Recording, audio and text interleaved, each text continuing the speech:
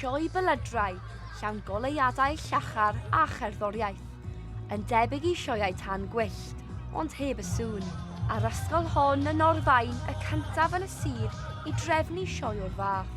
Rydyn ni'n mynd I gwneud sioe belydrau mewn y iard a mae 1,000 pobl yn dod a mae'n mynd I bod yn hwyl iawn a ni'n gwneud e achos ni ddim eisiau tan gwyllt a eisiau creu pobl drist neu rhywbeth. Achos mae'n fel y llygrau sy'n fynd yn yr awyr, dim yn da I fel yr anifeiliaid fel pobl. Felly ni'n trio I ddim achosi hwnna.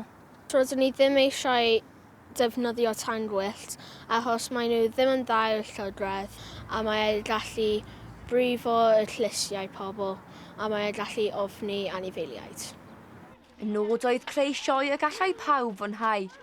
I blant sydd ag anghenion arbennig sy'n gallu bod yn sensitif I sŵn. Mae gyda ni nifer o blant yn yr ysgol yn rhan o'n teulu Panteg ni efo anghenion dwys, anghenion, amryw o anghenion a ddim yn hoffi sŵn mawr, felly mae hwn yn gyfle I bawb I ddathlu. Roedd angen lot o waith paratoi I sicrhau sioe lwyddiannus. Sicrhau bod y safle yn glir o unrhyw sbwriel.